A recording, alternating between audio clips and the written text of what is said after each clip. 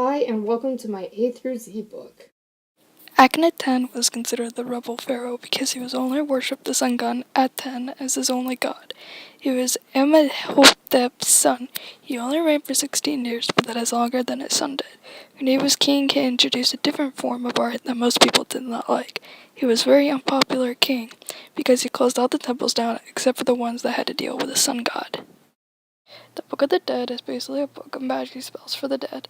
When people would resurrect from the dead, they would use this book to basically live again. Kings and queens would use crowns and headdresses as a way to show their royalty. They would even wear them with them when they were dead.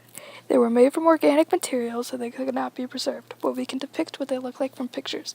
The best known crown is King Tut's death crown, the Nemes crown. Dendera, the temple, was also known as Castle of Siptrump or Pahathor. It was made for the goddess Hathor. She is the goddess of love, joy, and beauty. The supporting pillars, which had pictures of Hathor, were destroyed by the Christians. Egypt, the country, was separated into two different regions, Upper and Lower Egypt. The Nile River runs through it. It is in northeastern Africa. Frankincense was used to scent the tombs.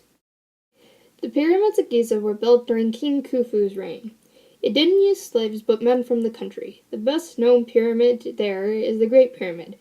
The sides of the Great Pyramid go along the four cardinal planes, north, east, south, and west.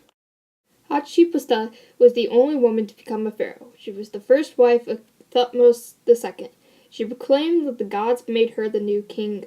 She reigned for 20 years, and the economy was great. She expanded the trade and also built and restored temples. Imhotep, Djoser's visor, built the Step Pyramid. He is believed to invent buildings made out of stone. He was an architect, physician, master sculptor, scribe, and astronomer. He could possibly be the first true genius in record history. Later generations called him the God of Wisdom. Jean-Francois Champollion did more to uncover the hieroglyphics than anyone else. He was an historian and brilliant linguist. By 16, he learned 7 Oriental languages, including Latin, Greek, and Kopek.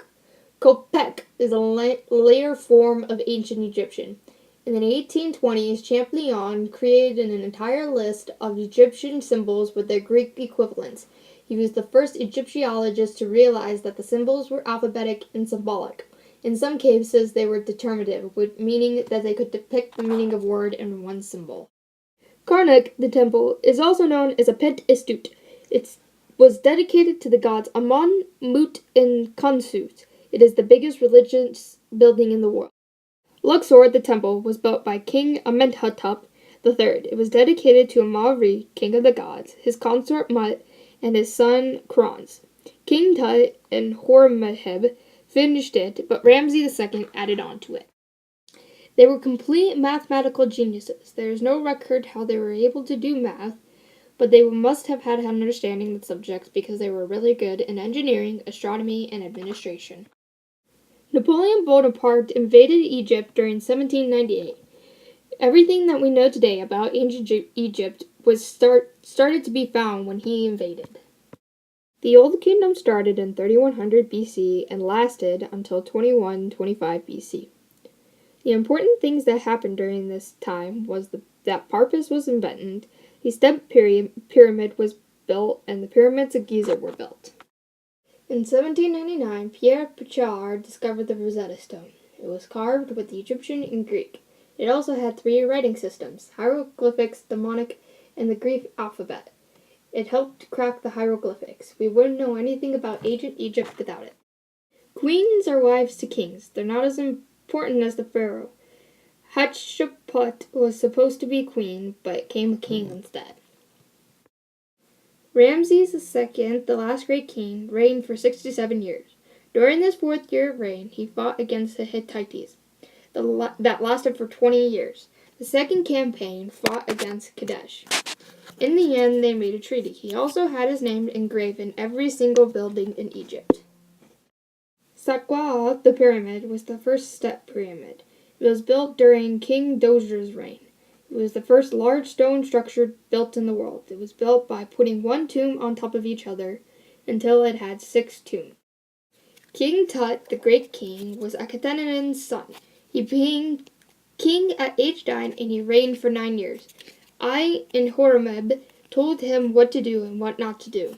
He did things as a king, such as he changed his name from having the second letters be a E to a U, restored Amenhotep's III's palace in Thebes, restored all the temples, images, and privileges of the old gods, and admitted that what his father did was wrong.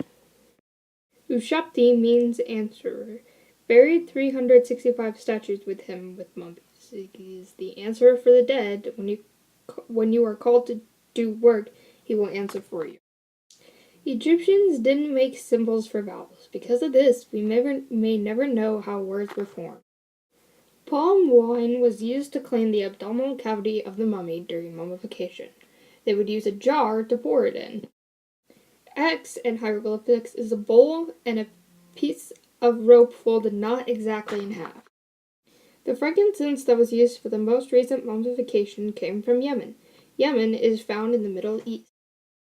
Z in hieroglyphics is a door belt.